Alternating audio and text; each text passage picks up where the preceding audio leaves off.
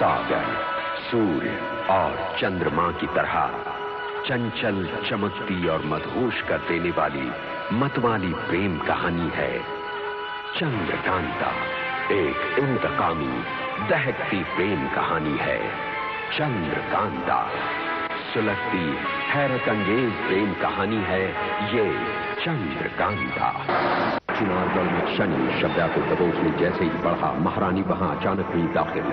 नतीजा, शब्या को प्राप्त हुई हिफाजत की ढाल। हिफाजत की ढाल लिए बद्री की शक्ल में तेज सिंह की खातिर केतकी भी पहुंची बंदी गृह में। फौरन अपनी निजी शक्ल को इख्तियार करके केतकी अपने पहले मकसद को करती है हासिल। अगर मजबूरी में तुम्हें नृत्य करना ही पड़े तो तुम पर्दे में करोगी। इसका सबब यह है कि जब उस जालिम शिद्दत की नजरें किसी खूबसूरत रक्कासा की नजरों से मिलती हैं तो उसके अंदर वासना जाग उठती है।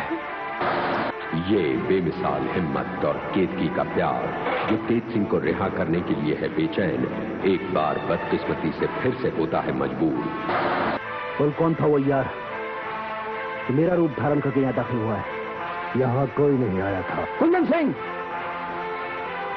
जी बद्रीनाथ जी। कुंदन सिंह, पहरे दुगने कर दो, सारे ताले बदल डालो। अचानक केतकी के मकसद को नाकाम करने आया एक ठोस गवाह बद्रीनाथ के हाथ, जो केतकी के बंदी गृह में मौजूद होने का दे रहा है खुलासा बयान। ये चीखता बयान बन जाता है शातिब बद्री और पंडित जगन्नाथ के शक और शुबह का गंभीर विषय। उसको चुनाव कराने का एक ही मकसद है, वो तेज सिंह की रिहाई। और ये सख्त शक की तलवार केतकी के मकसद की रफ्तार को बांध देती है अड़चनों की जंजीर से। कैद खाने से मेरा क्या लेना देना? क्या लेना देना? कैद खाने में तुम्हारी मौजूदगी का सबूत ये रहा। साजिशी षड्यंत्र की बिसात पर एक और पांसा फेंकती है तारा भी, जिसका नाम है शनि। मकसद है शब्या की हत्या। लेकिन महारानी कलावती शब्या की किस्मत से एक तांत्रिक बाबा के तंत्र के हथियार की शक्ति लिए जब पहुंची शब्या के कक्ष में, तो वो रह गई सन्न। सारी सुरक्षा ध्वस्त पड़ी है। शब्या जरूर किसी खतरे का शिकार बनी है। इस जिंदगी और मौत की जद्दोजहद में शब्या चढ़ा दी जाती है दांव पर। पलड़ा कभी मौत की ओर झुकता है तो कभी जिंदगी की ओर। अचानक तंत्र ने फेंका ये अचूक अस्त्र और जिंदगी के हक में किया फैसला। पंडित जी, मैं बोल सकती पंडित जी। सब्या, सब्या।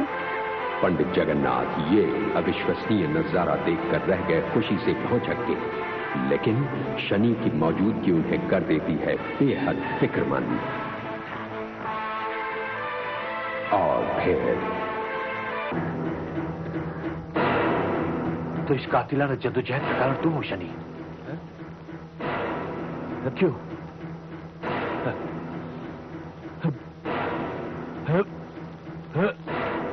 क्या?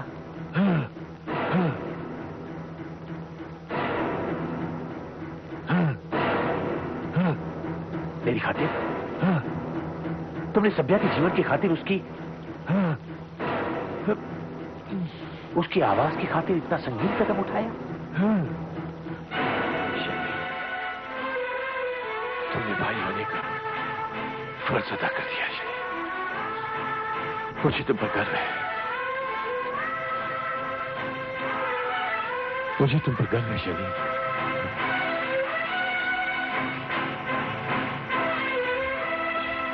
सभ्या, मेरे भाई शनि ने तुम्हें नई जिंदगी दी है सभ्या। वो जिंदगी जो आज वैद्य और हकीम जी तुम। शनि, सभ्या स्वस्थ हो गई शनि। इसके कारण तुम हो। जब महारानी को ये पता चलेगा तो वो तुम्हारी असंभव होगी। चलो सभ्या।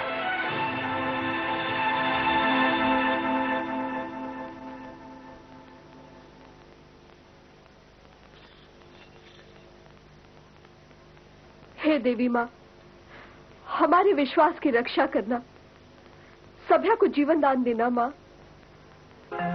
आओ महारानी। महारानी, आपकी प्रार्थना, आपकी श्रद्धा और विश्वास व्यक्त नहीं जा सकते।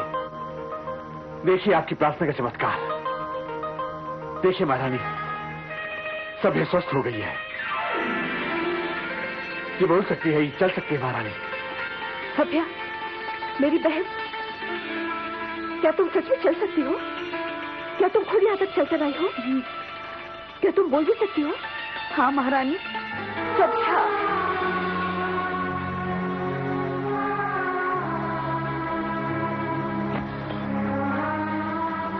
हाँ महारानी, हाँ। सेहत के साथ साथ मेरी आवाज भी वापस आ गई है। हाँ सभ्या, मुझे अपने आंखों और कानों पर विश्वास नहीं हो रहा। मुझे स्वयं भी विश्वास नहीं होता महारानी। जो कुछ भी हुआ है वो एक अनहोना करिश्मा है, एक अविश्वसनीय हकीकत है। महारानी, पूजा, प्रार्थना और आत्मा की सच्ची आवाज की शक्ति कभी व्यर्थ नहीं जाती। अच्छाई हमेशा जीतती है, बुराई हमेशा हारती है महारानी। चंद्रकांता की कहानी ये माना है पुरानी, नौगढ़ विजयगढ़ में थी तकरार, नौगढ़ कथा जो राजकुमार चंद्रकांता से करता था प्यार, चंद्रकांता से करता था प्यार। एक अधमरी शनि, हार कर तुमने इतना बड़ा मौका गंवा दिया। सभ्या को मौत देने गए थे, जिंदगी दे दी। ये जुबान दे दी उसे जिसका इस्तेमाल करके वो कभी भी मेरे लिए मौत का फरमान जारी करवा देगी। तुम्हारी इस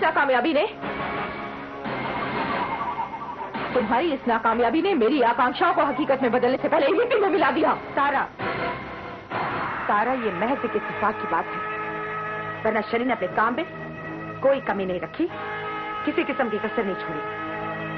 हाँ, तुम ये कह सकती हो कि सभ्या बच गई क्योंकि उसकी किस्मत ने उसका साथ दिया। किस्मत हाथ की लकीरों से नहीं बनती, अपनी आकांक्षाओं और इरादों को कारगर करने से सिद्ध होती है। क्यों सुल्ताना, तुमने तो इस शनि की बहादुरी के बड़े रंगे पीटे थे। मैं इस पर लानत भेजती हूँ, इस पर लानत भेजती हूँ इसकी बहादुरी पर।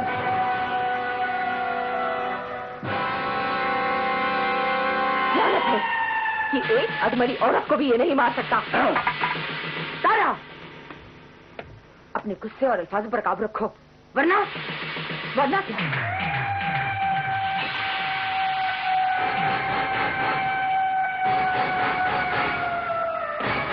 शनि तुम्हें खत्म कर देगा।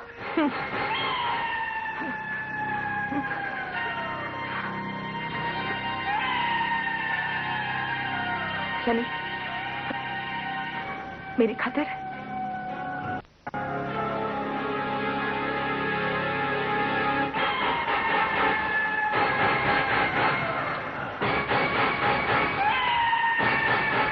तारा, तुम्हें शनि की ताकत का अंदाजा नहीं है।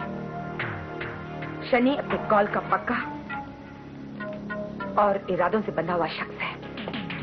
उसे उसके कॉल से बांधे रखने का हथियार, उसका दस्तखत किया हुआ वो दस्तावेज मेरे पास अभी तक महफूज है।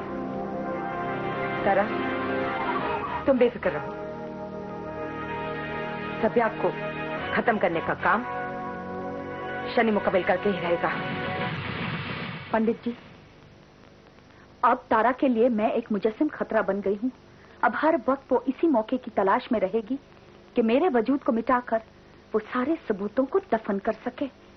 सभ्या, इसीलिए अब जरूरी यह है कि तुम फौरन महाराज के हुजूर में पेश होकर फौरन से पेशतर उनके सामने तारा की खूनी साजिशों का पर्दाफाश कर दो। आप फिक्र न करें पंडित जी, महाराज के सामने मैं तारा को बेनकाब करके रहूंगी, उसे उसके कुकर्मों की सजा दिलवा कर रहूंगी।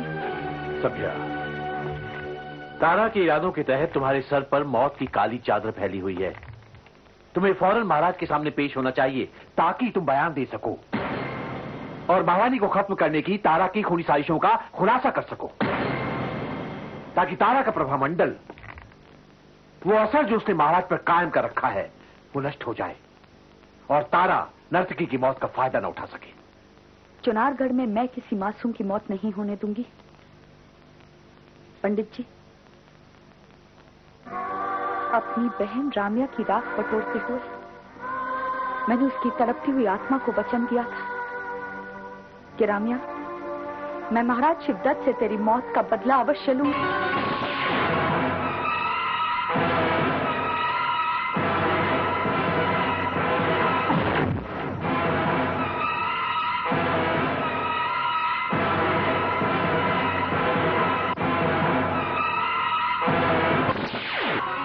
लेकिन महारानी कलावती के सुहाग और खुशियों की खातिर मैंने अपनी प्रतिज्ञा पर अमल नहीं किया। ये हमें मालूम है सभ्या, मालूम है। लेकिन अब फिर उसी वहशत और जुनून का इतिहास दोहराया जाए, मेरी बहन रामिया की तरह एक और नर्तकी विश्व पुरुष महाराज शिवदत्त के हाथों मारी जाए, ये मुझे कतई मंजूर नहीं मंजूर मुझे। पंडित जी, मैं आज फिर यही और अभी प्रतिज्ञा लेती हूँ कि सभिया के जीते जी चुनारगढ़ में महाराज शिवदत्त के हाथों किसी नर्तकी की मौत नहीं होने दूंगी, नहीं होने दूंगी मैं।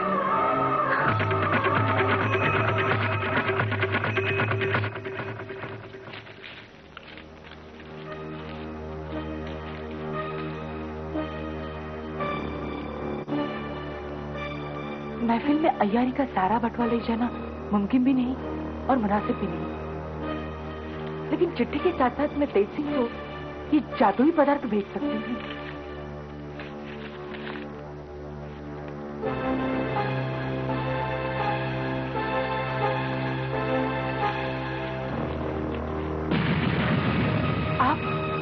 आप कौन हैं?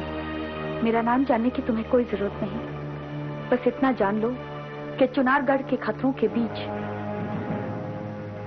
मैं तुम्हारी खैरियत चाहने वाली एक शुभचिंतक हूं। नर्तकी, मैं तुम्हें आगाह करना चाहती हूं कि महाराज शिवदत्त की महफिलें और रंग महल रास रंग और कला का एक रंगीन महल नहीं, बल्कि नर्तकियों के खून से रंगा हुआ एक हत्याग्रह है। उसी हत्याग्रह में मेरी बहन रामिया की भयानक मौत हो चुकी है। इसलिए अपनी जिंदगी की खातिर याद रखना कि आज की रात तुम अपना नृत्य और गीत समाप्त मत करना, उसे अधूरा ही छोड़ देना, तभी तुम महफूज रह सकती हो। लेकिन एक बात मेरी समझ में नहीं आ रही है, गीत अधूरा छोड़ने से मैं महफूज कैसे रह सकती हूँ? वो होता ये है कि गाने के एक एक अंतरे के उभार के साथ साथ महाराज की वहशत और जुनून जागने लगते हैं। उनकी वहशत और जुनून को खंडित करने का तरीका है कि तुम गाने को खंडित कर दो। गाना अधूरा छोड़कर तुम सिर्फ आज की मोहलत हासिल कर लो। कल महफिल शुरू होने से पहले मैं तुम्हें यहाँ से बाहिफाजत फरार होने का रास्ता बता दूंगी। काश आपकी इस भावना और मदद का मैं फायदा उठा, लेकिन आपके मुताबिक मैं यहाँ से अकेले फरार नहीं हो सकती। क्या तुम्हें अपनी जान प्यारी नहीं है? अपनी जान से ज्यादा मुझे तेज सिंह की जान प्यारी है।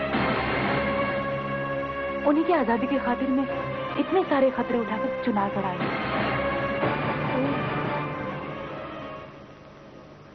तो इसका मतलब है? जी हाँ, आपने ठीक ही समझा है। तेज सिंह के गैर मौजूदगी में मैं जिंदा रह के क्या करूंगी? कुछ भी हो जाए, मैं उनके बगैर यहाँ से नहीं जा सकती, मैं कभी जाऊंगी। तब तो तुमने मेरी प्रतिज्ञा के लिए मुश्किल खड़ी कर दी है। तुम्हारी जान अगर मैं नहीं बचाती तो मेरी प्रतिज्ञा भंग होती है, और तुम्हारी खातिर तेज सिंह को फरार होने में मैं तुम्हारी मदद करती हूँ तो मेरी वफादारी पर सवाल या निशान लगता है। रामिया की राख को दिया हुआ वचन, तुम्हारी रक्षा करने के लिए ली हुई प्रतिज्ञा, और सबसे ऊपर महारानी कलावती की जिंदगी का सवाल। ठीक है, तारा की साजिशों से महारानी कलावती को बचाने के लिए मुझे तुम्हारी मदद करनी ही होगी।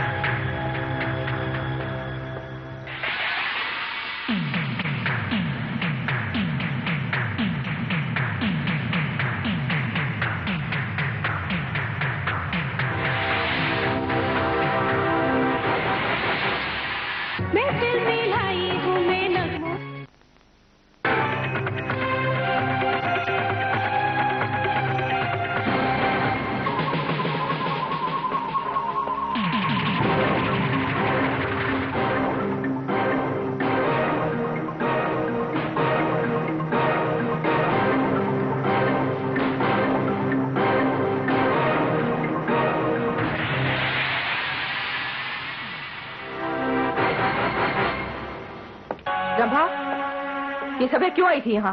वो मेरा नाम और पता पूछने आई थी। किस लिए? ये तो वही जाने। नाम और पते के अलावा और क्या क्या सवाल किए उसने? महफिल में जाने का वक्त हो गया है, हमें चलना चाहिए।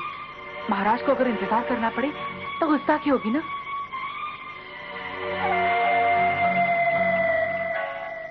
जश्न की शुरुआत की जाए।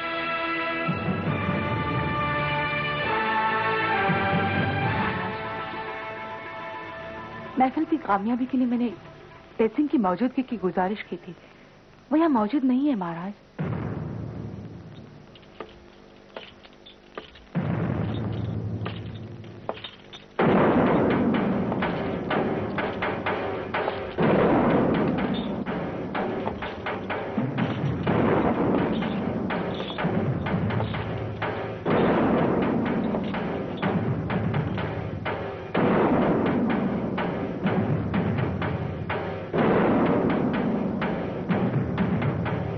मुझे इस नाच गाने की महफिल में क्यों बुलाया गया है? सवाल पूछने की हिमाकत मत कर। ये घुंघरू तरंग उठा और इस रक्कासा के मुजरे में संगत कर। नहीं, मुझे ये पेशकश मंजूर नहीं। मैं नहीं बजाऊंगा। नहीं बजाओगे तो कोड़ों की मोर से तुम्हारी बची हुई चमड़ी भी उधड़ती जाएगी।